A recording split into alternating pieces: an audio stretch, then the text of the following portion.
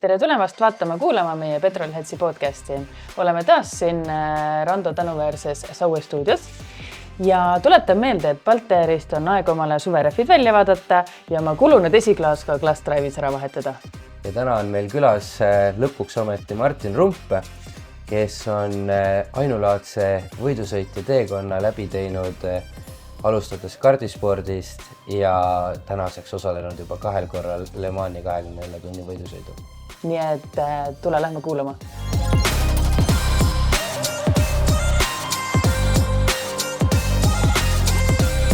No tere Martin! Väga suur rõõm, et sa leidsid enda tiheda võistlusgraafiku vahelt ka aega meid siis külastada. Kuule, meil oli juba paar aastat tagasi kokkulepe, et temaga ühe episoodiga ju lõpuks saime tehtud. Täpselt niimoodi oleme, et ja jutud on, aga ei tule, aga nüüd mul on ka hea meel tagasi olla ja teeme saadet edasi. Meie ju praegu just kuulsime, et lisaks sellele, et sa sõidad võidu, võiks öelda, et professionaalsel tasemel ikkagi elukutseline võidusõitja peaaegu või oled? No põhimõtteliselt küll, ma täna tegelikult võtan ennast kui niisugust semi-profi, aga see on võib-olla natuke misleading, et tegelikult tase või ütleme siis võidusõidu see skill ja see, mis mul nagu kogemuspagas on, see on ikkagi pigem professionaalne, aga kuna ma otseselt siis ei eelda, et ma teenin sellelt leiba, et siis ikkagi on ta nagu semi-prof tase ja siis see hõbe ja kuld ja pronks ja kogu see sõitjate kategooria teema, et ma olen endiselt nagu hõbe siis kategooria sõitja, mis tegelikult tähendab nagu semi-profi. Et siis ma töötan ka insenerina täiskohaga Milrem Roboticsis. Ja tegeled seal diisel- ja hübriidmootorite ja nende asjade siis projekteerimisega? Jah, projekteerime ja arendame platvorme ja praegu ka, mis Temis on müügiartikkel, siis nendega toimuvad ka niisugused jooksvad tööd ja edasiaretused. Aga muidugi treeneritöö ka veel juurde. Ma olen täna EKR4 taseme siis sertifitseeritud treener.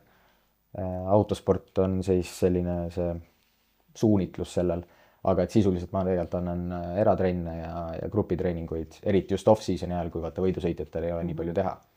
Et siis selle juurde me kahtlemata jõuame ka, aga ilmselt ennem peaks alustama ikkagi sealt kahe kaugemast minevikust, et kuidas sa üldse sellesse autosporti jõudsid ja oled siis täna selle... Kas me sellest ei rääkida enne? No see oli väga põgusalt ja lühidalt ikkagi. See oli 20 minuti sisse pressitud, et täna me saame natuke lahti seda arutada, et mõned asjad, et kus ma tean, et sa hakkusid ju põhimõtteliselt kardist sõitma, on ju? Põhimõtteliselt küll, ütleme see esimene lugu oli siis niimoodi enam-vähem, et mul paps sõitis tsiklit, superbike'i ja mina tahtsin ka ilgelt tema siis jälgides kaherattalistele hüpata ja mul kõige lähemale, mis ma sain, oli siis, kas ma äkki 5-aastaselt sain väikse bitbike'i, siis ma sellega ajasin ringi, olin ta number 1 fänn, käisin igal pool võistlustel kaasas ja padokis andsin minna. Ja kus sain vähegi, siis mingitele radadele ronisin ka peale, et mingid krossirajad, kus olid näiteks tsikliraja kõrval, mäletan Kemoras näiteks käisin, kukkusin endal, ühesõnaga igasugu lollusi tehtud. Aga kuna ma päriselt võistlema ei saanud tsikliga, siis kardis oli see minu väljund. Umbes täpselt 7-aastaselt läksin kardikooli ja 10-selt siis sain, 9-selt 10-selt läksin nagu siis päris üksele võistluskardiradadele. Aga kas siis, kui sa sinna võistluskardiradadele läksid juba, kas siis oli nagu potentsiaali päriselt näha või lihtsalt see oli siuke vanemad vaatasid, et fun, las poiss sõidab ja sealt see hakkas arenema või? See oli enam-vähem nii, et ta ei olnud mingi, et nii, siit tuleb profisõitja veel sellel hetkel, aga ta oli igal juhul juba treeneri poolt initsieeritud ja treener siis, kardikoolis sa ju ikkagi sõidad pidevalt, sul on iganädalaselt treeningud, siis töötad teooriaga, praktiliselt on mingisugused harjutused, erinevad sellised võistlussõidud, erinevad stsenaariumid, mida nagu sõitjatele juba noorest peast õpetatakse.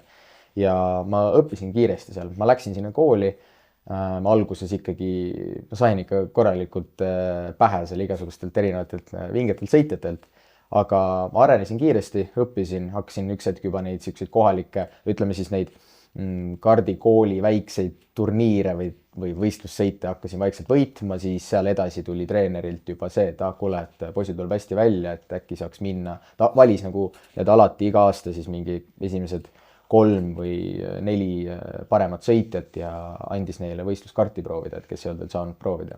Rapla kardirajal siis esimest korda raketiga andsin minna ja see tuli hästi välja, siis sealt ei olnud palju minna, kui proovisime esimese Eesti meistrivõistluse etapi. Ja see oli 2005 aastal. Et ma olingi siis 9 ja järgmine aasta ma tegelikult juba võitsin Eesti meistritiitli mikroklassis, et see läks hästi kiirelt see areng.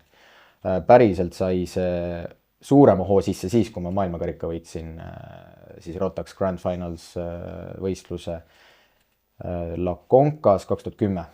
Et siis pärast seda oli, et okei, et ma sõidan siin maailmataseme vendadega koos ja siit võib päriselt midagi tulla. Siis hakkas see nii-öelda rohkem selline suunitletud ja võib-olla nagu läbi mõtestatud teekond nii-öelda F1 ja hiljem siis muudesse kategooriatesse või tippude poole. Nojah, et baas oli selles mõttes muidugi kõva, et kas me ei eksi, kui ma ütlen, et äkki Max Verstappengi on selle sama karika võitnud? Max minu meelest tuli Zig-FIA kategooriatest, aga ma sõitsin ta selles suhtes, ma olen taga ühe kategooria peal sõitnud küll, KF3-s ja veel hilisemalt tegelikult me käisime 2013 aastal Barcelonas rookie testil vormel Renault 2.0 Eurocupi siis hooaja lõppu sellisel rookie testil. Et me oleme siin-seal kokku puutunud, jah. Oota, 2010 oli see, kui sa võitsid enne Rotaxi. Ja 2011 sa jätkasid veel kardis või läksid siis juba vormelite suunas? 2011 oli mu esimesed sellised proovimised vormelis. Ma sain Botnia ringil proovida 2011 aasta keskel vormel Renault 2.0 masinat. Seda põhimõtteliselt kõige vanemat. Kus ikka tuli veel käsi rooli pealt ära võtta, et käiku vahetada. Sellega sai 2 korda stoolisin selle boksis ära, siis 3. korraga tulin burnoutiga välja ja siis õppisin, ühesõnaga hiljem sain selle käppa. Aga et seal tegelikult oli mu esimene shootout ühe väga kogenud VSK sõitja vastu, soomlane oli. Temast ma olin kiirem, siis ma sain tegelikult esimese etapi ka teha juba 2011 lõpus kohe. Aga see oli siuke hästi kiiresti, hästi nii-öelda sügavasse vette nii-öelda hüppamine, et sealt see välja ujumine tuli natukese siukse ringi, kes 2012 ma ikkagi naasesin kardiradadele veel Eestis ja Baltikumis.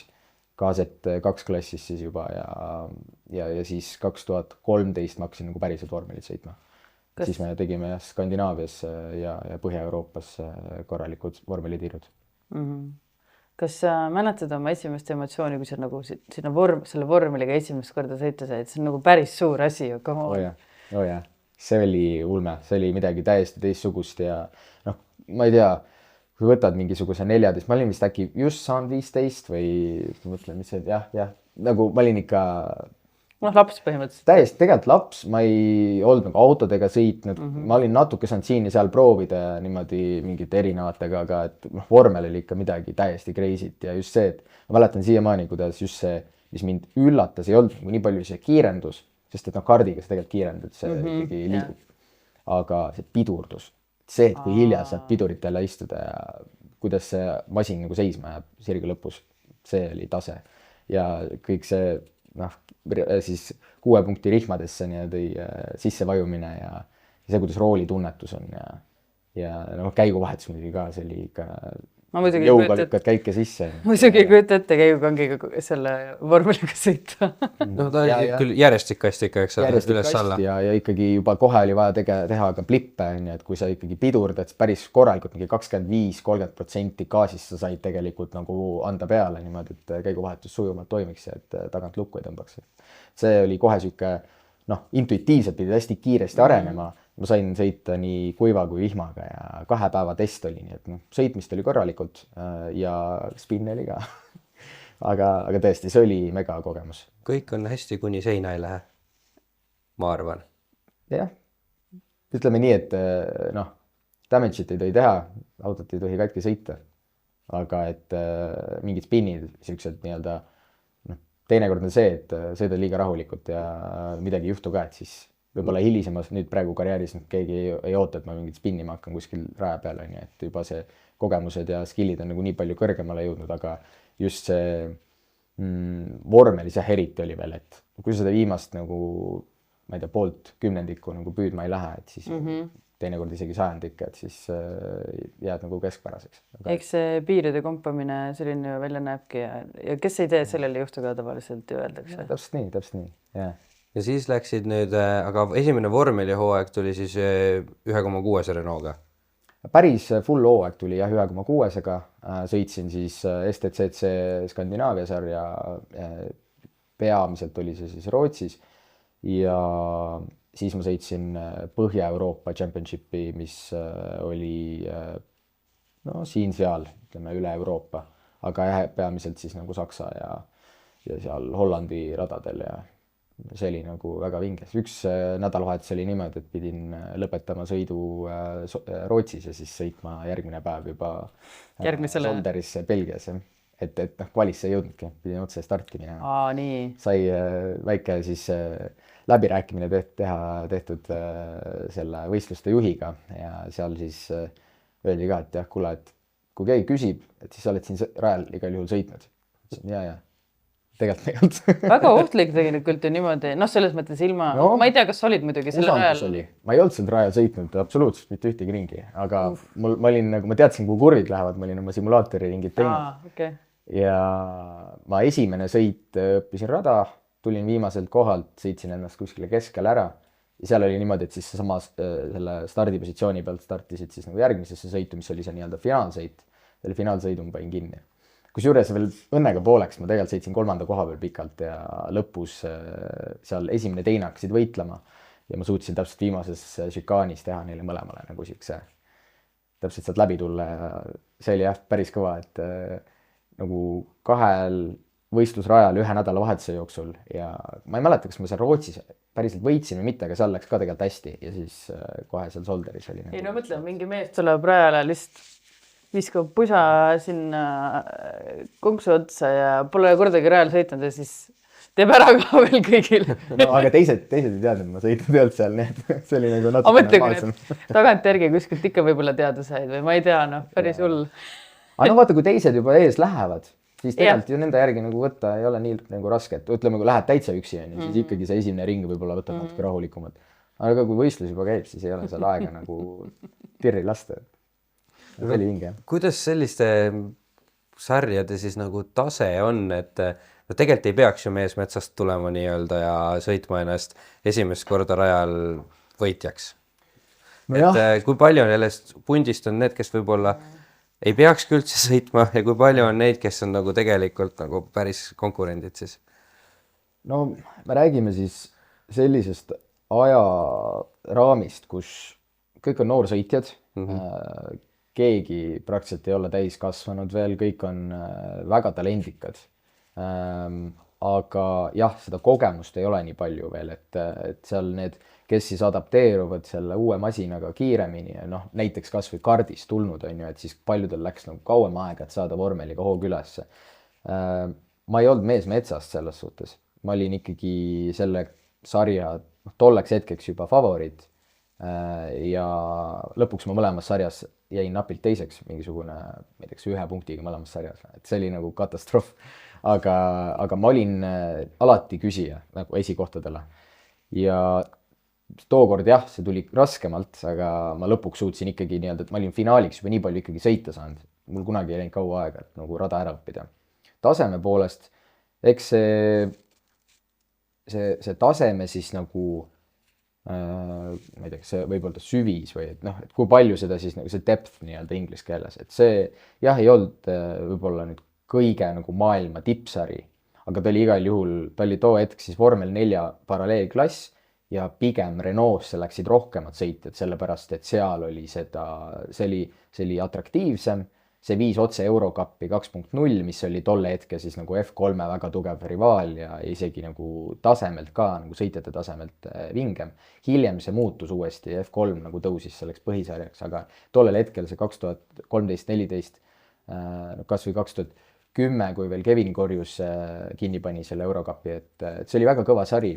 Ja no seal oli reaalne püramiid ja redel oli olemas konkreetne, et kõigil mujal oli see, et sa pidid iga redeli pulga eest ise võitlema, aga Renault sarjas vist oli ju niimoodi, et paned ühe kinni, siis oli suht garanteeritud, et järgmisesse saad ja tekitati võimalus. just, ja siis järgmise paned kinni, siis anti kohe nagu järgmine võimalus põhimõtteliselt, et ei olnud välistatud, et sellest 3.5 või World Series by Renault, et sa saad otse nagu F1. vähemalt testid teha, eks ole. Ja just, et see samune, toimis tegelikult vormel 2 nagu siis selle levelina ja too hetk siis tegelikult oli ju GP2, siis F2 tuli hiljem, aga et see sai nagu selleks põhiasjaks, nagu ta täna on, alles nagu aastaid hiljem, et too hetk ikkagi see Renault oli tõesti ehitanud sellise väga vinge püramiidi, mis viis otse F1 ja ka muudesse, ma ei tea, supervormulasse ja mingetesse Indikaari, miks mitte, et seal need teed olid avatud ja selles suhtes ikkagi sõitjad tahtsid ja tahtsid sealt osa võtta. Need manufaktuurid ja sõitjate programmid, mis ka nagu junior programmid on, mis viivad F1, et need ka olid seal aktiivsed. Et siis, kui see juba on fakt, et siis tegelikult seal seda konkurentsi küsimust nagu ei ole, et seal niikuinii on konkurents. Aga jah, võib-olla see Põhja-Euroopa sari, siin võib nagu vaielda, et kas see mingisugune muu, ma ei tea, Prantsuse sari siis sinna kõrvale panna või et see kas või see samune, et kas see Skandinaavia oli siis tugevam või oli see Põhja-Euroopa sari kõvem, et lõpuks looduses oli tühja kohta, et igasse sellisse, mis vähegi sõidetavad sarjad on, need tipud ikkagi täidetakse ära ja siis on ise küsimus, et kui palju sinna nagu järgi tuleb neid sõitjaid, et jah, viimaselt kohalt tulin, ma arvan, et ma olin startsin maksimum mingi 14. kohalt, et seal väga palju sõitjaid ei olnud, oleks 30 matsi olnud, siis oleks olnud raske sealt esimeseks tulla, aga et ma vist tulin jahki 14. 5. ja siis 5. esimeseks, midagi sükest, et õnne on vaja, aga et ega lõppkokkuvõttes kui sa teed midagi, mis on nagu liiga lihtne või lähed nagu full amatöörsarjadesse, mis on ka vaata täna nagu võimalik, et valida täiesti niimoodi, et sõidad mingisuguseid klaapsporti näiteks, kus sisuliselt või mingid sportskapid, kus ei ole tegelikult profisõitjaid üldse, siis loomulikult seal on võimalik nagu võita lihtsamini, aga et tollel hetkel ikkagi oli see suunitlus F1, selleks oli vaja parimat teed leida ja see paratamatult toob kaasa siis tolle hetke siis noorte kategooriate sellise nagu konkurentsi kohalolu.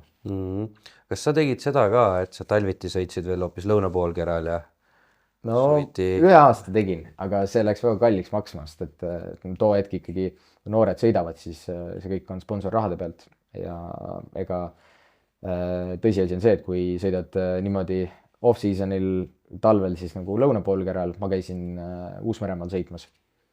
Läks hästi, sõitsin Jan Mardenbraaga ühes tiimis muideks. Ta oli mu kõrval siis päris konkreetselt kõrvalboksis, kõrvalautos, kes siis oli Nissani kasvandik, on ju. Et temast on film, minge vaadake, tegelikult päris äge film, aga et Gran Turismo, jah? Just. See oli vinge sari ja see on tegelikult hästi hea asi, mida teha, kui võimalusi on. Et kui on võimekust, on sponsorid, on tahe teha asja nagu maksimaalselt, siis loomulikult peaks sõitma aasta ringi. Aga et see on siuke asi, et ei saa nagu kaks sarja on kaks sarja ja see siis tähendab ka 2 sarja jagu nagu finantskulusid. Aga kui palju sa siis nagu edasi-tagasi lendasid Uus-Meremaa vahet, see on ikkagi 17-tunnine lend peaaegu. Et sa läksidki terveks talveks sinna siis? No see oli niimoodi, et võib-olla siin ma puudutan natuke seda koolidega läbisaamist ja et see olekski olnud mu follow-up küsimus. Jah, et tuleme siis tagasi natuke paar sammu, et selleks, et üldse nagu kaardiga sõita, ütleme algus ikkagi kõige suurem see võtmeisik, tegelikult pikalt on olnud mu isa ja selleks, et siis saada seda kaarti üldse sõita, mul pidid hinded korras olema. Nüüd, kuidas hoida hinded korras, kui üheks terveks semestriks lähed välismaale võistlema. Ma olin 5 nädalat ära ja 4 nädalavahetusel olid võistlused erineval siis Uus-Meremaa radadel. See oli mingi jaanuar äkki või jaanuar. Jah, äkki detsembri lõpp, jaanuar või oli jaanuar, veebruari algus, ühesõnaga täitsa selle aasta alguses. Ja täpselt terve semester läks. Aga ta on ikkagi selles mõttes mõistlikult lühikene hooaeg tehtud seal siis? See, nagu ainult 4 võistlus nädalavahetust? Kompresseeritud kokku, iga nädalavahetus on võistlus ja erinevad rajad ja sõidad tagasi ja kui palju neid on seal Uus-Meremaalasi selles sarjas ja kui palju on ülejäänusid? Enamus on ülejäänud nii-öelda. Okei, sellepärast mõtlesingi, et siis on pointi teha nii. Jah, no lennutatakse kohale, see on, ega neid variante on veel. No, täna ka see TRS või Toyota Racing Series minu meelest kestab ja iga hooaja alguses seal tugevad Euroopa võidusõitjad, aga miks mitte ka Ameerikast. Minu konkurendid olid ka paar tükki Ameerikast. Liam Lawsongi minu arust on seal mitmete radade rekordiomanik selles samas. Ja Lawson tuli läbi sellest TRS-sarjast ka ja, et ei, kõva sari ja ta annab sulle väga hea sellise nagu boost'i, et siis tuled päris siis hooajale peale ja käsi on soe. No see, et ikkagi nooremana võib-olla see ka mitu kuud ei tee nagu nii suurt nagu jama, aga sõltub isikust ja sõltub sellest, kui kõrge tasemega siis peab nagu rinde pistma, aga et kui räägime nagu parimatest sõitjatest, siis loomulikult see sõiduaeg on seal väga oluline ja andis sellise hea nagu võimaluse korralikult sõita. Sai võidetud seal igas sõite ja kogemus oli sealt tegelikult mega. Just see, et ta nagu hästi tihedad sõidud on, see annab nagu võimalus hoopis teistmoodi areneda, et kui tuleme Euroopasse ka, et siis tihtipeale on ikkagi nii, et üks kord kuu jooksul on mingi etapp. Ja kui ma sõitsin siis 2 sarja veel 2013, et siis oli see, et natuke tihemini üle 2 nädala, seal oli nagu iga nädal sõidad. Ja et see oli äge. Väga intensiivne, aga korra tagasi selle kooli asja juurde, Henri viis sind kuskile korraks teisele sellele, et sellest koolist... Kuidas sai siis? Jah, et kuidas sa siis need hinded suutsid korras hoida ja...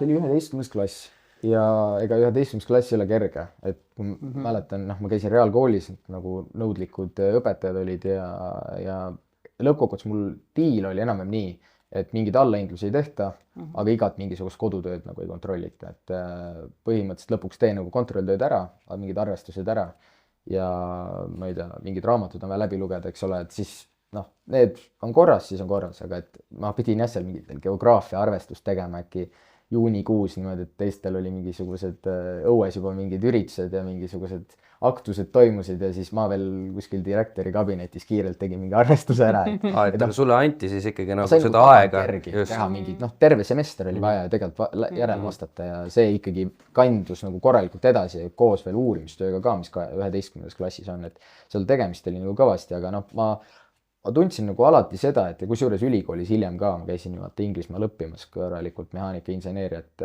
maailmatasemel ülikoolis, et seal ka siis, kui mul oli kiire, siis ma võtsin ennast kokku ja tegin täiega. Kohe kui natukene nagu tekkis siuke rahulikum moment, tegelikult sain aru, et pekki ma ei ole harjunud niimoodi töötama. Et nagu kui ei ole mingit tampi taga, siis mul kaob ka nagu see mott nii-öelda push'ida ennast sellisel tasemel. Tulevad muud eluahvatlused ka vahele, eks ole. Hakkad nagu mõtlema, et jah. Ja siis jääb nagu üldse kuidagi tegemata või on nagu, tegelikult ma panin seda tähele ja see on, ma arvan, tulebki sellest, ma juba põhikoolis saati tegelikult olen harjunud kardi kõrvalt ikkagi õppima kogu aeg nagu niimoodi, et mul on aega puudu, ma pean järgi jõudma. Kui ma pean järgi jõudma, siis ma suudan ennast push'ida. Miks ma tahtsin, et sa sellest räägiks, see on väga inspiratsioon teistele, et nagu, et you can do it. Et sa suudad saavutada kõike nagu mõlemat, et jah, üks ei välista teist on ju. Nõmme oleks nagu see, et lihtsalt jätad nagu tegemata, siis sa kardad, et sa ei saa hakkama. Teinekord on parem võib-olla isegi hüpatagi sinna külma vette ja siis vaadata, et kuidas välja tuleb. Siis tagantjärgi nagu leiad mingi viisi. Kui paljud teised võidusõitjad, ütleme nii, et samamoodi sellise töökusega olid ja kas te õppisite koos või nagu kuidagi ka või teised läksid, ma ei tea, palli mängima ja ikka 14-aastased tegelevad ju muude asjadega raja kõrval, kui et õppimisega tingimata. No pigem ikkagi jah, raja ääres seda õppimist väga palju ei olnud. Et see kippus olema ikkagi oma ette kodus, koolis. Aga teistel oli sarnane distsipliin? Raske öelda. Ma arvan, et osadel oli ja kardi tasandil vähemasti. Vormelis enam, siis kui ma ülikooli läksin, siis ma arvan, ma tegin suhteliselt siukest ise nagu võtsin hullu projekti ette, et ma nüüd teen headel hinnetel ülikooli ja siis sisuliselt tegelikult, mis tollel hetkel juba oli töö, teen täiskohaga tööd maailma teises otsas. Et vormelis ja ka siis juba Audi Sportage ja nagu päriselt nagu tööd tehes. Et see oli, ma arvan, asi, mis tegelikult pigistas must ikka juba korralikult nagu viimased piisab ka välja, et viimane aasta üldse, et nagu hakkama saada, panna see aasta kokku ja teha nagu saada mingisugune, noh, mitte isegi diplom, aga siis see nii-öelda noh, mingit cum laudest meil ei ole mõttes rääkidagi, ma puudusin mingitelt eksamitelt, osadelt eksamitelt läksin varem ära, sellepärast mul oli veel lennukile jõuda ja noh, ma nagu optimeerisin ikka nagu 100-ga. Aga ma sain lõpuks siis nii-öelda mitte excellent või väga hea, ma sain nagu siis hea, nagu paremuselt teise hinde ja sellise hinde, millega ma täna saan ikkagi magistrikraadi siis õpingutele nagu kandideerida, et see on niisugune asi, mida ma kellelegi nagu otseselt ei soovita, et niimoodi noh, ütleme siis nii, et ei pruugi 100% välja tulla, aga jällegi, et tegelikult kui väga tahad, siis on võimalik. Päris rets muidugi niimoodi laveerida kooli ja autospordi vahelt. See oli väga konkreetne, et õpilased või tähendab õpetajad või need õppejõud ja noh, Inglismaal on niisugune asi nagu personal tutor alati siis igale õpilasele mingisugune kogenud professor ja tema siis jälgib su sellist õppetööd esimesest aastast kuni siis viimaseni. Ta juba esimene aasta küsis, et kuule, et millal see siin nagu selle pulli ära lõpetab? Et ütleme otsust ära, et tahad õppida või siis tahad võidu sõita. Päriselt niimoodi küsiski, siis ma vaatasin talle otsa ja ahah, okei, hea küll. Edasi oli niimoodi, et ma ajasin Excelit, kus mul olid nagu keskmised hinded, olid mingisugused iga see, mis ma pean saama mingis aines, et mul oleks nii-öelda noh, vähemasti siis, et saaksin läbi, saaksin mingisuguse kraadi ka. Sa ise tegid omal Exceli, et mis sul vaja, kuidas tegema hakata on või? Jaa, mul oli viimane aasta väga selline viimane. Mul oli niimoodi, et mul oli täpselt välja arvestatud, et mis hinde ma pean, sest et seal lõpuks ju vaata antakse kraad selle järgi, et mis see keskmine skoor sul on mingite kõikide ainete peale. Mul olid mingisugused olid nii-öelda miinimumhinded, sellepärast et ma olin puudunud eksamilt, ma tegin selle eksami järgi, aga kuna ülikool mul absoluutselt vastu ei tulnud, null sammu vastu. Väga suur kontrast Tallinna Reaalkoolile, kes mul tegelikult tuli vastu ja nad olid nagu sellised nii-öelda siis proactive, kui inglise keeles öelda, et nad olid valmis nagu nii palju aitama, et noh, mitte aitama, aga vähemasti võimaldama mulle järele tegemised.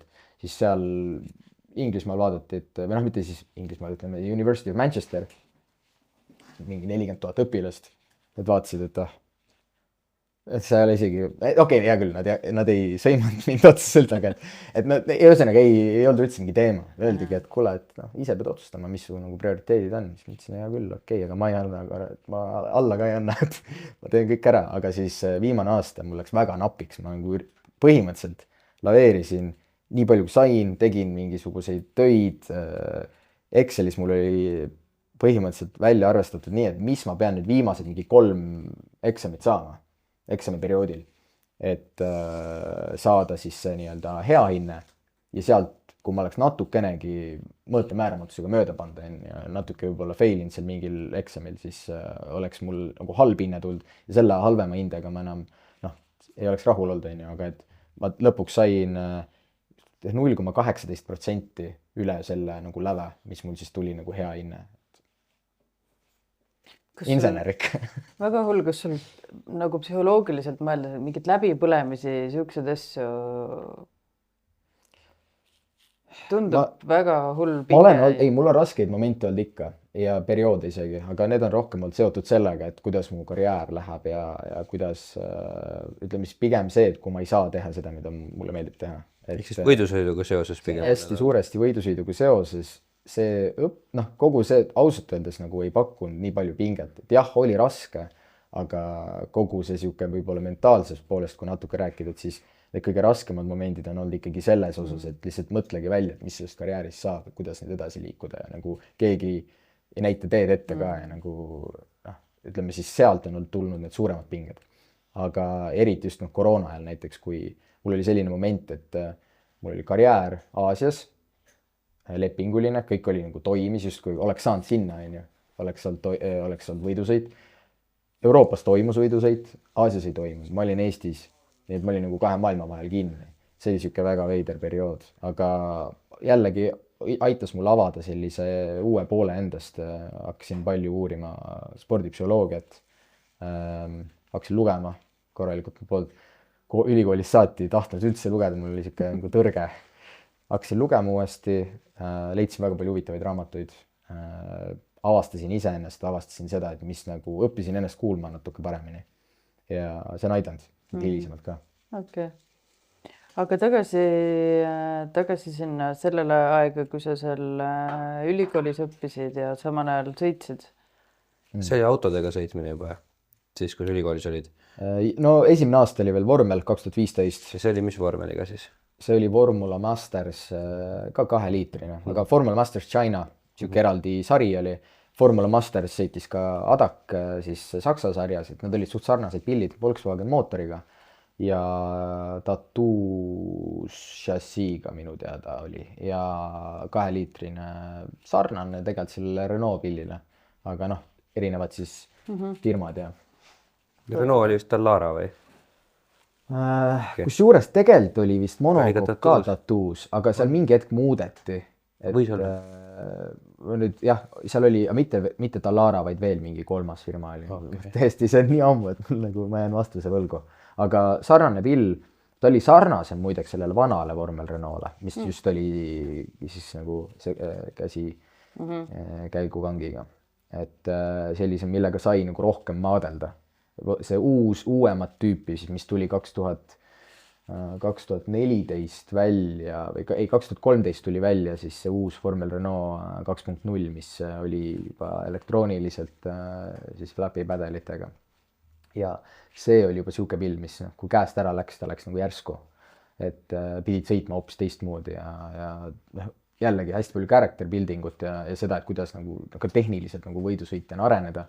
Hiljem ta on üks nagu siis kõige raskemaid hooaegu olnud 2014, aga hiljem muudes siis kategooriates, sarjades mul on olnud nagu väga palju kasu sellest, et ma siis just õppisin sõitma hoopis teistmoodi, kusjuures ma olin alati kuskil täiesti udus, selline kombinatsioon sellest, et ma ise ei saanud võib-olla selle autoga kõige paremini hakkama, aga ka tiimi nagu siis see ettevalmistus oli nagu puudulik, et noh, ja nad tunnistasid seda, et oli hästi raske aasta, aga et need tehnikad lõpuks, need, kui sa sealt saad selle isegi väga rasketest nagu momentidest saad nagu selle iva kätte, et siis sellega edasi minnes nagu võimalik areneda päris korralikult.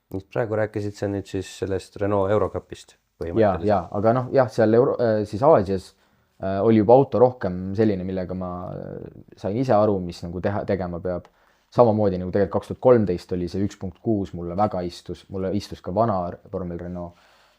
Ja see Mastersi pill ka, ta oli intuitiivne, aga võib-olla ma olin ka selleks hetkeks arenenud, eks ole, rohkem nagu sõitjana, et seal õnnestus sari võita 2015 ja siis saingi juba 2015 lõpus tegelikult Audi tiivalla, sain testida seal nende R8 ja siis võistelda ka nende sarjas. Kuidas sa üldse Aasiasse sattusid, et sa sõitsid ennem seda ju Eurocupi? Eurocup, kuidas üldse läks? Eurocup läks väga halvasti. Aus. et seal ei olnudki jah mingit nagu, ma sain ühe korra punkti kohale, see oli Nürburgringil ja ega tegelikult ülejäänud hooaeg oli täielik katastroof. Mis juhtus? Hästi kõrge konkurents ja tõesti kõrge. George Russell oli ka nagu seal tollel aastal sõitis näiteks, seal oli veel kõvasid nimesid, Alex Albon oli näiteks, ma mäletan. Neid nimesid oli veel. Aga kui sa ise selliste meestega, kes sa ise nimetad, et on väga rasked konkurendid sõidad on ja kas sa tunned ka, et sa ise arened ka palju paremini siis, kui on nagu... Jaa, arened muidugi. Tähendab, mitte et valesti nagu aru saada, ütleme, nad on kõvad sõitjad, aga põhiprobleem ei olnud see, et nemad olid vastas. Et põhiprobleem oli tegelikult see, et seal lihtsalt see oli maailma konkurents. Tolle hetke siis junior vormelite nagu praktiliselt kõige koregit, jah. Ja kui sellises konkurentsis on miskit vajaka ja seal jäi nagu meil tiimi nagu ettevalmistusest jäi vajaka, meil ei olnud seaded nii head, need väiksed vahed kasvasid suuremateks ja ütleme siis sellise raske autoga sõita, mis nagu sõitjal oli tegelikult täielik nightmare, siis see veel nagu võimendus siis sõitja käes, et kes ujus sealt natuke paremini välja, kes halvemini, aga sisuliselt sealt tiimist ei tulnud nagu tulemust. See ei olnud sari, millest keegi oleks kergelt läbi tulnud nii-öelda? Ei. Selles mõttes. Miks seda valida siis? Ilmselt see on, kui seal jällegi jääd ujuma, siis ütleme, siis sealt tuled võitjana välja, siis on teed valla. Okay. World Series Renault oli järgmine samm, sealt juba Vormel 1 on. Kui sa mõtled, et praegu nimetatud olid 2 Vormel 1 sõitjad, palju seal neid sõitjad oli? 22, 24, eks ole? 10% on Vormel 1, et noh. Väga hea tõenäosus selles mõttes. Üks nii-öelda kategooria allpool, mis oli siis nii-öelda mitte Eurocup, aga Alps, mis oli selline Kesk-Euroopa sari, natuke lokaalsem. seal oli ka see Leclerc sõitis tollel aastal ka samas tiimis, aga nii-öelda teises siis nagu seal oli suur tiim, kus oli mitu erilist sellist nagu alamtiimi. Et ei, neid vormel 1 sõit tegelikult oli rohkem ja ma jään vastuse selles mõttes võlgu, et kes seal täpselt kõik olid. Noh, selles mõttes ütleme, et redeli valiku puhul ilmselt õige samm alati minna sinna, kus on sellised potentsiaalsed sõitjad ja siis kui nendest üle 10 või isegi 20% on vormel 1 sõitjad, siis noh, kui sina võid ju ka selle 20% sees siis olla. Ei no loomulikult tegelikult too hetk ei olnud küsimus selles, et ma kardaks mingit konkurentsi. Vastupidi, ma tahtsin sõita kõige paremate sõitjate vastu, sest et ma olin ise maailma karikavõitja. Ma praktiliselt tegelikult enda jaoks võitsin ka selle Skandinaavia sarja, kus mul lõpuks viimasel etapil oli mingisugune tehniline probleem, siis ma jäin lõpuks 1 punktiga nagu teiseks. See Põhja-Euroopa sari teine koht on ju väga tugev, et ja ka hästi lähedal esikohtadele ja mitmed võidud. Selle samal Uus-Meremaa asjal 2014 alguses ma olin parim siis esimese aasta parim rookie, parim esimese aasta sõitja ja ka mitmed võidud. Et see sinnamaani tegelikult ikkagi iga sari, mis ma vähegi sain sõita, ma võtsin nii suure ampsu, kui mul vähegi oli võimalik võtta. Ja kahjuks ei tulnud nii-öelda ideaalselt välja, aga seal sai ka tegelikult aasta lõpuks selgeks, et need summad, mida on vaja nagu leida sponsorraha näol, et sealt edasi liikuda, lähevad nii nagu üüratuks, et tegelikult niikuinii mul oli seal sein ees. Ja nüüd küsimus oligi siis selles, et mis seal edasi saab ja nagu sealt tuli ka see Aasia tee.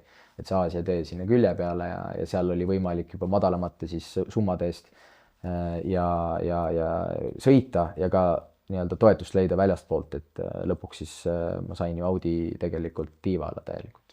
Aga kuidas see nagu välja nägi, kas sina otsisid nemad üles ja pöördusid ise nende poole või nemad tulid ise sinu või seal kuskil vahepeal? Vahepeal, et konkreetselt siis see Aasia tee tekkis niimoodi, et see samune tiim, see Inglise tiim, kus ma sõitsin 2014, selle siis sõitja, selline driver coach õpetaja oli ise selle ühe tiimi sõitja Aasias ja sõitis tollel hetkel LMP2-s, käis Le Manil, võitis Le Mani 24 tunni sõidu ja tal olid kontaktid selles samas tiimis, siis nagu teises kategoorias oli nii-öelda suur tiim, KCMG, kellega ma tegelikult olen ka hiljem koostööd teinud.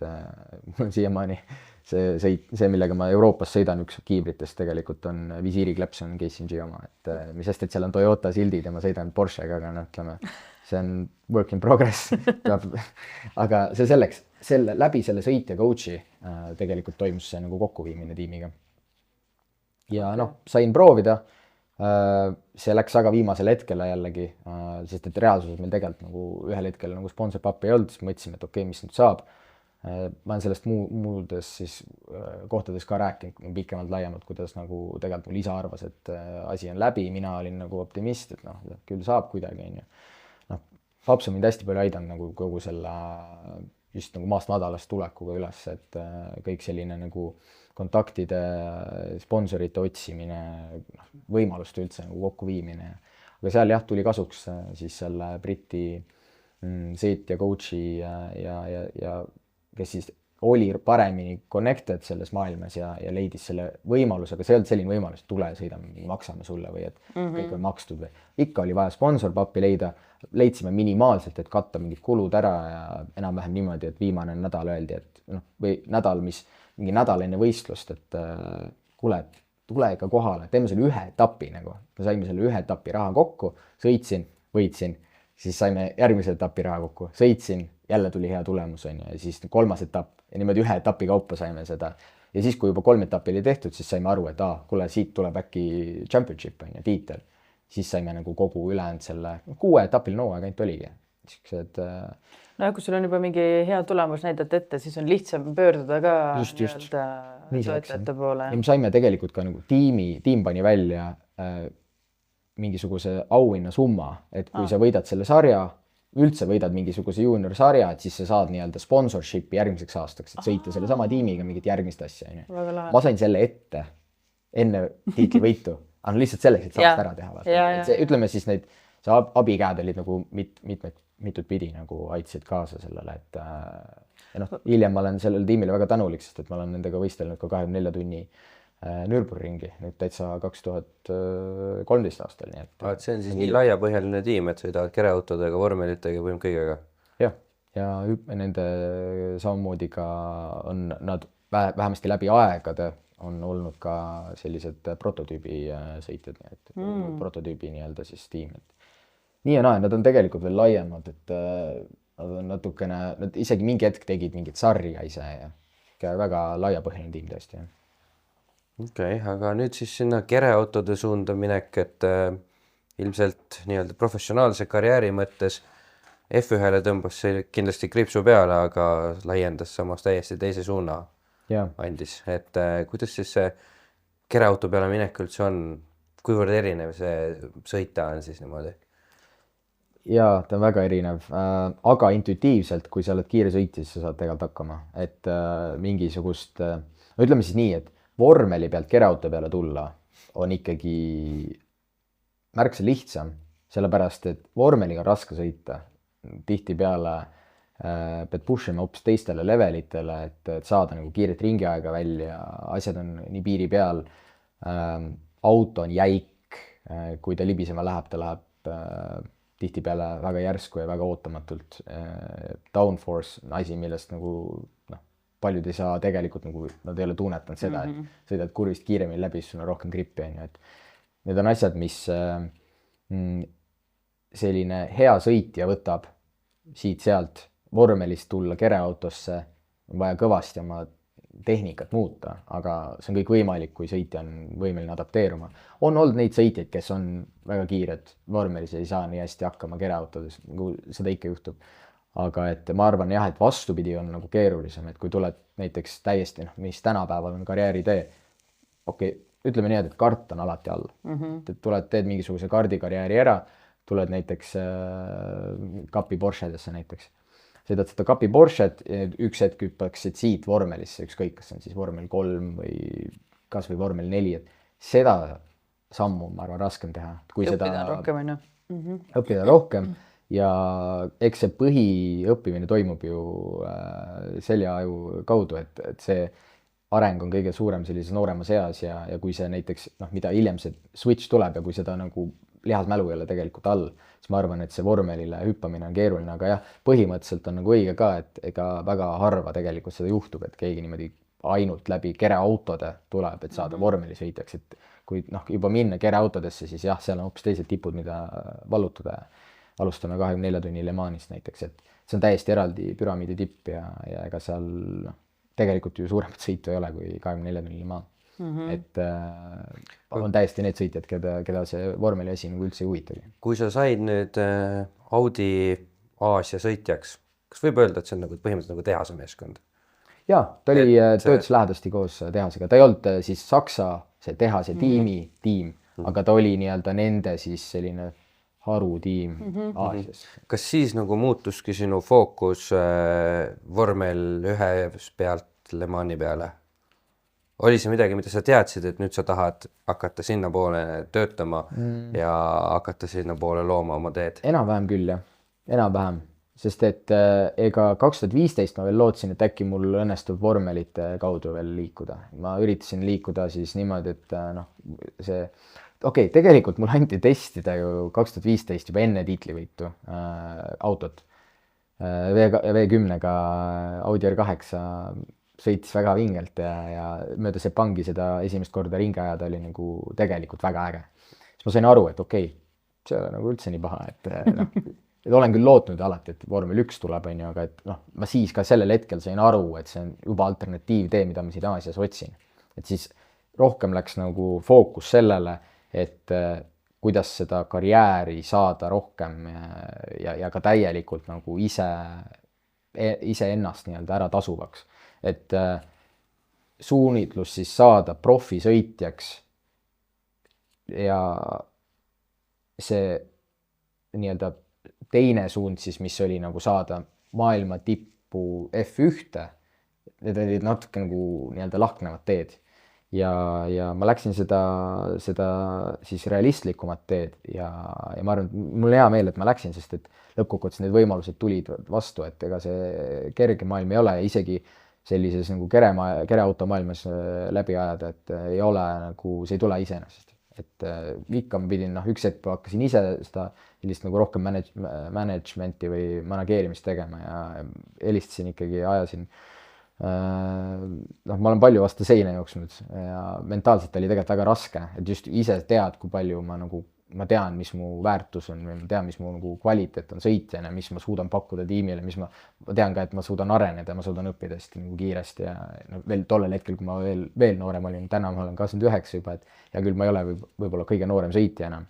Et ma olen nagu jõudnud siis sellisele nii-öelda järgmisele levelile, mis on see sihuke sõitja karjääri mõttes nagu keskealine on ju. Et millel on oma hüved. Aga et teades neid kõiki neid seda väärtust ja siis saades kogu aeg neid samu küsimusi vastu, et kuule, palju pappi tood, on ju. Põhimõtteliselt oli nagu põhiküsimus esimene asi, kui kellegagi üritad mingisugust nagu diili jääda.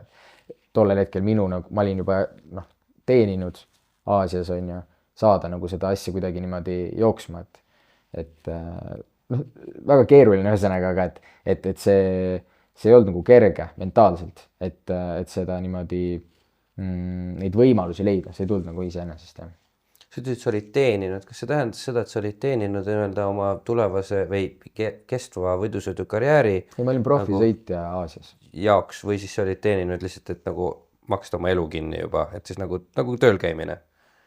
Kuidas seda nüüd võtta?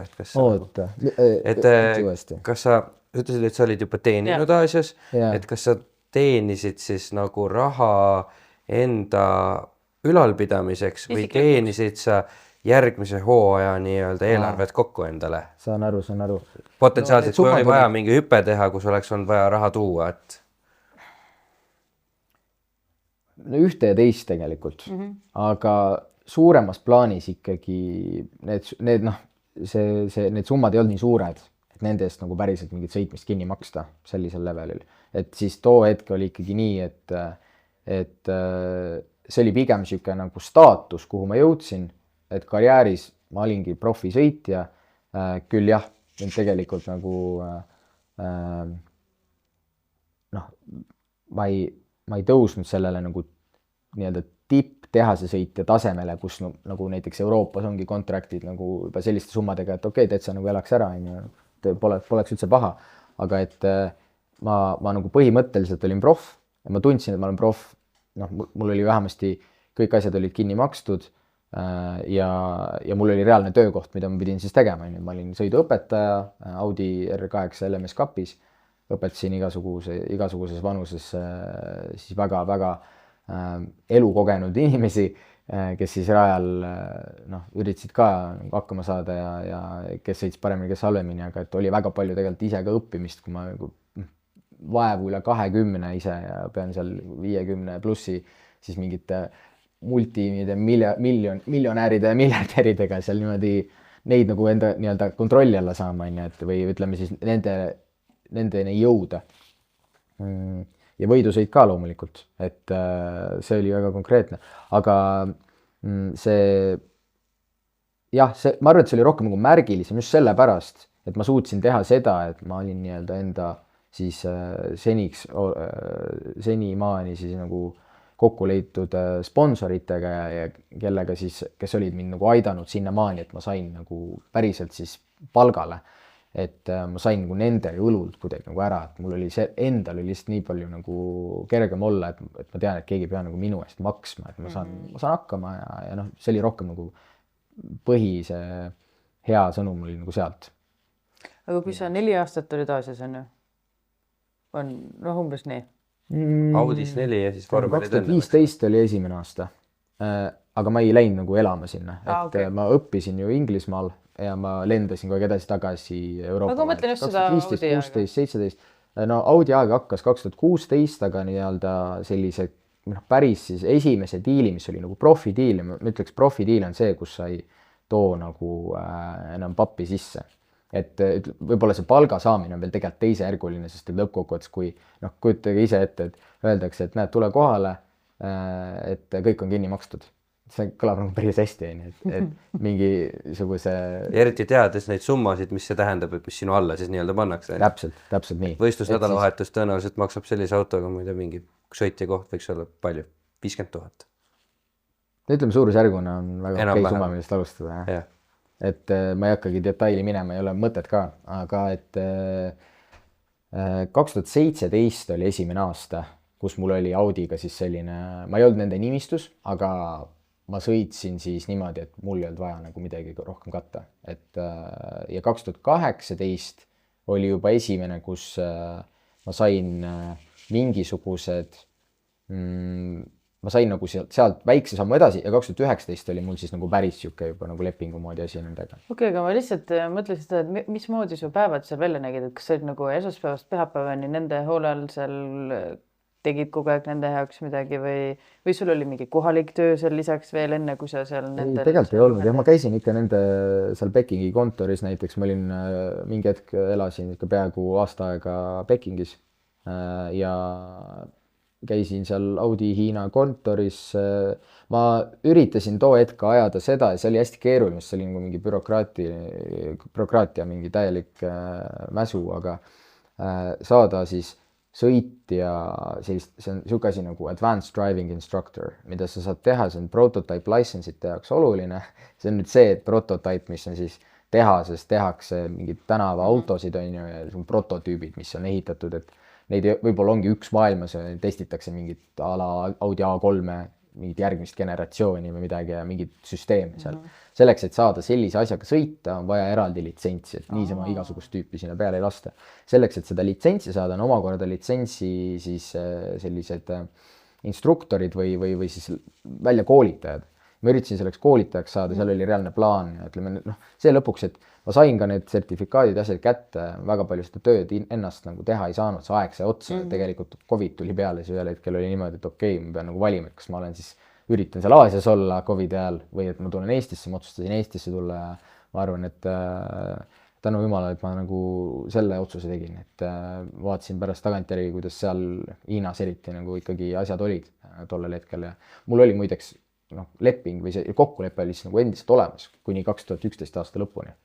Ja 22 mul pakuti ka, öeldi, et okei, nüüd on niimoodi, et hea küll, oled seda 2 aastat mingis limbos olnud, on ju, et ei ole Euroopas saanud sõita, ei ole Aasias saanud sõita, aga meil nad hoidsid nii-öelda mind nagu ikkagi enda küljes või nagu juures. 2022 oligi see hooaeg, kus oli nii-öelda laua peal, et okei, näed, maksame sulle nii palju, tule kohale, aga klausel ongi see, et pead kolima nagu kohale. Sinna jääma on ju. Ja ma olin peaaegu seda tegemas, aga siis tuli mingi viimase hetke kõne jällegi, et ma ajasin kogu aeg siin ka Euroopas, üritasin Euroopa nagu tipptaset nii-öelda.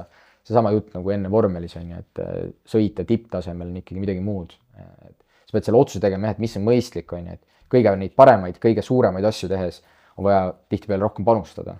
Kas siis leida mingi sponsorraha või see lihtsalt raskem või siis on see teised teed, mis on, et minna mingid lihtsama vastupanu teed, võib-olla saada profiks nagu justkui varem, teha mingit lihtsamat asja, võib-olla rohkem, ma ei tea, kujuta ette näiteks too mingi lambi näite, et olla Nürburgringil mingisugune instruktor lihtsalt õpetada nagu ükskõik keda teenida.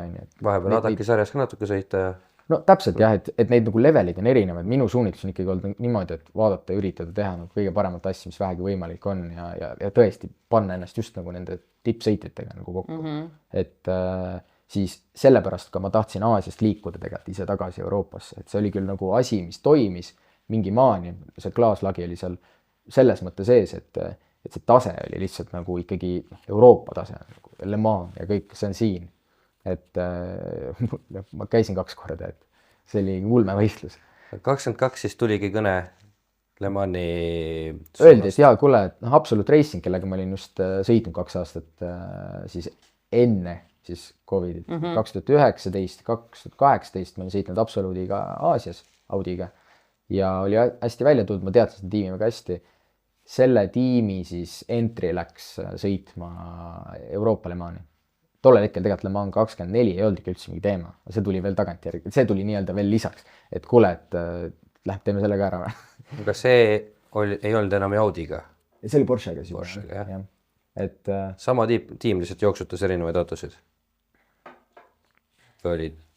no või nad olid vahetanud enda too tiim tegelikult oli Proton Competition, Okay. aga see oli nii-öelda brändina Absolute Racingu auto. Okay. Noh, seal ütleme siis, mis tiimid ja täpselt ja kes kuidas teeb, et Absolute reaalselt ei toimetanud Euroopas. Noh, nad olid nii-öelda siis managementiga kohal, aga et know-how ja see praktika oli kõik siit poolt siis Proton Competitioniga, kes järgmine aasta seal 2023 ma sõitsin Fassbenderiga koos on ju Richard Leedsiga, et see oli muidugi vinge tase. Ma tean, et see oli nüüd siis teine aasta RSR-i ja viimane. Läks muuseumisse pärast seda. See muuseumpill, mingisugune 10 neid maailmas üldse kokku on ja kui keegi üldse järelmüügist kuskilt leiab selle, siis no ikka miljonite eest. Et no täiesti vapustav masin.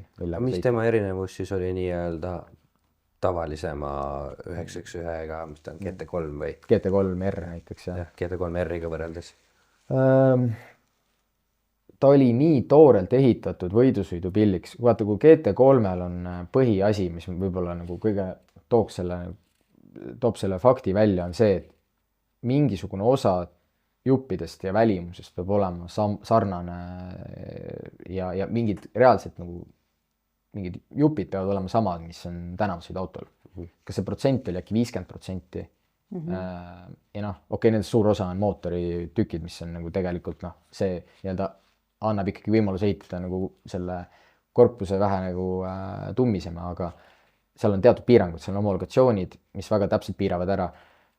Ta peab ikkagi olema nagu see, et GT3-st sa saad võtta nagu GT3R-i, sa saad selle kõrvutada täpselt selle nii-öelda tänava versiooniga, et siis on seal see ühisosa.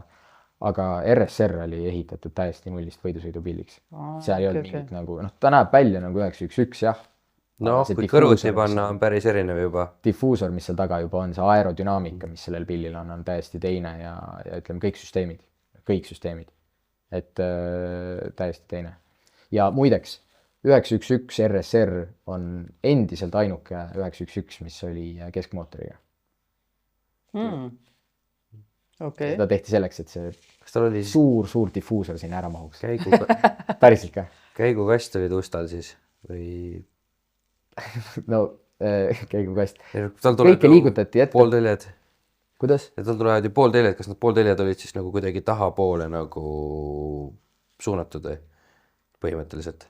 Ei.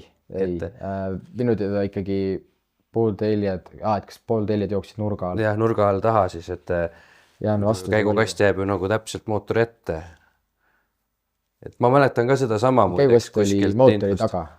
Oli mootori taga ikkagi? No siis muidugi. Seal vahetati see pool ära ja liigutati kogu seda mootori koostu ettepoole, sellepärast, et mingisugune, mäletan, mis aasta see oli, aga ütleme 10 aastat tagasi, circa, täiesti ümmargune number, tuli siis World Endurance Championshipis ja FIA siis maailmasari selline regulatsioon välja, et ma ei tea, kuidagi seal oli, et aeropaketi siis mingid reeglid, mis võimaldasid teha suurema diffuusori, kui siis nii-öelda oli arvestatud nagu varasemalt, mis iganes. Ferrari'l ei olnud mingi probleem, asi külge, suurem toimis. Porsche'l oli see probleem, et ei saanud, sest et selle tagamootoriga see lihtsalt ei mahtunud kuhugi ära. Ruumi ei ole, ja siis oligi variant, et kas me teeme siis ikkagi nii nagu nii-öelda jõuallika positsioon on nagu arvestatud, teeme vist parima asja, mis võimalik on, aga reaalsuses tegelikult see oleks tähendanud hävingut. Disainisid uue pilli, mis oli ainuke keskmootoriga 911 ja maru hea, nagu, et nad seda tegid. Diffuusor sai korralik suur poiss sinna taha ja see sõiduomadus ka, mis ikkagi, täna ma olen GT3R-iga sõitnud, ma olen GT3 Cupiga sõitnud, ma olen selle RSR-iga sõitnud, et see sõiduomadus, mis sellel keskmootoriga masinal on ikkagi nagu võimas. Lihtsalt see aero, kuidas ta toimib, kuidas aeglased keskkiired kurvid, kuidas see balanss paigas on lihtsalt, on ka hoopis teine. Sa ütlesid, et see aasta oli täiesti ulme. Et teist tehti ju lausa, või tehti küll Fassbenderist film, või sari, aga ka sina... Aga sina olid aasta tehti film, jah. Ma olin seal sees korralikult. ikka päris mitmetes kaadrites, ütleme niimoodi, kas sellest nagu ei seganud võidusõidu tegemist? 1,5 tundi on see film vist ja äkki mingi no ikka julgelt 0,5 tundi ma olen seal sees. Ja muideks, mul on põhjust olla uhke, sellepärast, et ma olin väga oluline roll. Ma arvan, et see on ka põhjus, miks mind seal nii palju on tegelikult võrdlemisi selles filmis sees. Et see üks reaalne, kogu siis hooaja peale üks etapp, kus me suutsime tulla poodiumi kohaga koju Aragonis, Hispaanias. Et see oli, mina olin seal viimasena autos ja ma võitlesin selle koha eest. Ja mul õnnestus jääda tiimikaaslasest ette ja tuua see positsioon koju ja see tegelikult jäigi meie nagu hooaja highlightiks nii-öelda. Minge vaadake, kes veel vaadanud ei ole, siis YouTube'is on tasuta vaadata. Road to Le Mans. Tõmbame ikkagi võidusõidu teema tänasega kokku ja küsime siis sellest, et kus sa praegu sõidad? Okei, väga hea. Mida sa sõidad? Mul on täna hea meel. Tuli siin mitte üldse nii kaua aega tagasi uudis, et on tehtud, sain siis tehtud hooaja diili, 24 tundi sari, teise nimega Creventic. Sõidan Müllner Motorspordi ridades 911 Cup-klassi autoga. Ja sinna lisaks on tegelikult siis mõned sutsakad siin-seal veel planeeritud ja ütleme, või siis vähemasti mõttes, et tuleb täitsa tegus hooaeg, juba on olnud tegus, käisime jaanuaris. See ka Euroopa siis? See on kõik Euroopas, jah. Euroopa sari ja mis selle siis teine pool oli, mis mündi teine pool, mis oli juba ära jaanuaris, oli Middle Eastern Trophy sellel samal sarjal, 24 tunni sarjal. Üks etapp oli 24 tundi Dubai ja teine etapp oli 6 tundi Abu Dhabi, mille me võitsime. Nii et see oli väga kõva. See oli suur kõriks, mida sai pea kohal hoida. Nüüd me selle sama satsiga siis sinna lisandus ka Julian Hansen, kes muidu oli Walter Svedris Lätist ja sõitja, keda ma ka ammusest ajast tean. Ja siis Julian Hansen, väga kiire kutt, varasemalt vormel 3 sõitnud Euroopa tasandil ja sakslane, see tuli siis meile punti juurde ja tegelikult planeerime sõita väga kiiret. Kolmekesi siis sõidate? Kolmekesi, jah. Ja enne kahekesi või? Me tegime selle 6 tunni sõidu kahekesi. 6 tundi, okei. See oli ikka kiire suts. Kui pikad need kõige pikemad sõidud on selles sarjas? 24 ongi. 24. Ühe 24 tunni sõidu peame veel tegema, tõenäoliselt teeme 4 sõitjaga. Aga et praegu jah, kolmekesi oleme siis kinnituse saanud ja enamus sõidud on 12 tunni sõidud. Ja tihtipeale need 12 tunni sõidud ka tegelikult on siis ühe või teise, 2 päeva peale siis kokku nagu arvestatud, et näiteks Mugello nüüd oli paar nädalat tagasi, siis laupäeval oli 7 tundi ja siis pühapäeval oli 5 tundi. Vahepeal autod jäetakse stardisirgele seisma ja on park ferme, ei tohi puutuda. Ma arvasin, et see nagu järjest ikkagi. Kas see on müra tõttu või midagi?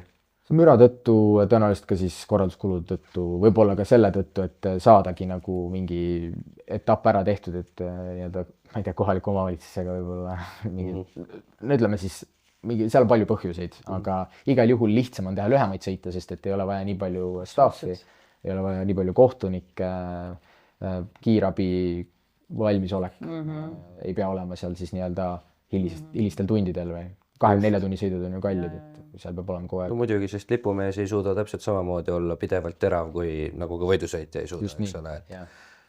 3 erinevat siis vahetust on seal tavaliselt 8 tunni kaupa. Aga kuidas sa nüüd oma järgnevat tulevikku nagu näed, et kas Le Mans on veel tulevikuski võimalik? On võimalik, muidugi. Ma täna tunnen tegelikult niimoodi, et ma olen nii kogenud võrdlemisi aastaid tegelikult muretsesin selle pärast, et mul ei ole piisavalt nagu CV-s ette näidata asju, et justkui sinna taha jäävad asjad, et mida ma võiksin teha. Ma sõitsin koos tänaste vormel 1 sõitjatega, ma olen võitnud nende vastu, ka nende kõige kõvemate vastu, et ma tean, et mul on alati seda talenti olnud ja lõppkokkuvõttes talent ei ole üksinda asi, mis viib nagu sihile, et on vaja ka kõvasti suunitletud, tugevat, head tööd teha ja ma olen teinud seda nii hästi, kui ma olen osanud ja siis tingimustele vastavat, mis on mul tol hetkel võimalik olnud. Aga et täna on niimoodi, et ütleme, ma pean ennast väga kõrge tasemega hõbesõitjaks ja mul on siis kere autodes ja miks mitte Porsche 911-dega paras ekspertiis. Kui mind tõsta täna ükskõik mis kereautosse, siis ma arvan, et ma ujun päris hästi välja ja saan päris kiiresti nagu käppa selle, et see, et nüüd jah, Le Manile uuesti jõuda ei ole otseselt selle aasta plaan, ei ole, täna ei ole ka ta mingisugune target nagu lähitulevikuks, aga ma hoian asjad, võimalused lahti ja ma teen seda, mida ma saan teha. Ja nendel sõitudel, mis ma kohal, mis mulle siis võimaldatakse, võimalused kätte antakse, siis ma üritan seal alati mu parim anda ja näiteks see samune 24 tunni sari. Eelmine aasta käisin 24 tunni ka spa sõidul, mis oli 100. aastapäev, et väga raske sõit oli, aga ma tegin nagu isiklikult tegin hea töö ja loodetavasti siis tulevad ka tuleviku võimalused, kui sellist professionaalset ja tublit tööd oled võimeline tegema ja just seda, et nagu ka pidevalt, ehk siis alati mäletatakse seda, kui hea see oli viimane sõit ja mitte seda, kui hea see oli 5 sõitu tagasi. See on hästi oluline teha, et alati olla kohal, täna on see veel rohkem oluline kui varem minul endale, et olla just kohal, mentaalselt nagu suuta fokusseerida sellele tööle, mis ma pean seal konkreetselt tegema. Kõik nagu selline muu virvarr, mis on võib-olla peast läbi jooksnud, see nagu lasta kuskile panna, suuta panna kuskile kõrvale ja teha nagu tõesti väga head 100% tööd. Aga jah, ma arvan, et tuleviku võimalusi ma selles suhtes ei piiraks, et täna ma ikkagi on olnud neid sõitjaid, kes tulevad ka veel kaugemas eas, tulevad tagasi igast suurtele sõitudele, aga eks veel näha, jah. Ma arvan, et ma olen niisugune parajas, ma olen nagu Karlsson katused praegu, et sihuke parimates aastates ja et kui vähegi kuskil saab sõita, siis ma ei karda nagu mingit katsumust. Ma siia lõppu teeks viimase küsimuse, et mis natuke läheb paralleeli sellega, mis sa just rääkisid, et aga kelleks sa unistasid nagu siis autospordist saada, kui sa olid laps, kui sa kardis alustasid või seal alguses ja kas sa selle saavutasid, sest arvestades, mis su CV-s kirjas on, siis tõenäoliselt see võis juhtuda, aga näiteks täna, kui sa mõtled, et mis see unistus veel on, et kas see on ka kätte saadud või on kuskil veel midagi, mida sa tahaksid püüda? Oi, see on väga hea küsimus, aga hästi sihuke sisukas. Ma katsun selle niimoodi jupitada ära. Ma arvan, et lapsena ma ei osanud päriselt tahta või teada, mida ma nagu päriselt tahtsin. Lihtsalt mingi hetk oli veel see, et mulle lihtsalt meeldis võidu sõita, ega mul täna ka, mul nagu suures plaanis lihtsalt meeldib sõita ja ma tahaks vist võidu sõita üliäge. No ja sul tuleb see hästi välja. Veel parem on ju, aga et just see, et see motivatsioon on seal, et lihtsalt ma tunnen ennast iseenda, nagu ma olen autos ja sõidan kiiretel radadel, kiirete autodega, et see lihtsalt on see mojo või nii öelda, et aga väiksena, mul oli ju, ega mis seal salata, ma tahtsin vormel 1, aga ma arvan, et ma lihtsalt vaatasin telekast, ma ütlesin äge, ma tegelikult ei osanud seda ette kujutada ja ma ei teadnud, miks see maailm üldse on, seda natukene nagu rohkem sinna rohkem sisse elades ja nähes, mis see kõik tegelikult tähendab. Ma arvan, et mul on hea meel tänaseks, et ma olen jõudnud sinna, kus ma olen jõudnud. Ja tõsiasi on, et ma olen palju rohkem ära teinud, kui siin paljud oleks osanud oodata ja kaasa arvatud ma ise, et mul on olnud võimalust teha asju, mida mitte ükski Eesti võidusõitja ei ole teinud. Ehk siis ma võtan seda kui tee rajamist järgmistele generatsioonidele, järgmistele sõitjatele. Ma olen selle üle väga uhke ja mingid pisiasjad sinna kaasa, et kas või näiteks see samune 2023 aasta viimane Aragoni sõit, kui me poodiumile tulime, et RSR-iga, mis on nüüdseks muuseumis, mul on selle Aragoni raja rekord ja see jääb nagu igaveseks minu kätte, sest keegi sinna RSR-iga ei lähe rohkem. Et selle GTE kategooria siis raja rekord on minu nimel, siis selle kategooria üldraja rekord. Et mingid süksid asjad ja Le Mans 2 korda 100 aastapäeva Le Mans, 100. aastapäeva spa. Need on nii vinged asjad, et ma arvan, et see alles tuleb tagant järgi, kui tegelikult võimas see on. Aga siis küsimuse teine pool, et kas ma olen nagu praegu veel nagu rahuldatud sellega, mis ma olen ära teinud, et siis pean ütlema, et jah, ma respekteerin ja ma hindan seda, mis ma olen ära teinud, aga ma näen ka seda, et kui palju ma veel suudan ära teha. Et noh, Kobe ütles ka, et job not finished. Ja ma tunnen ka samamoodi, et on veel seda teed minna edasi ja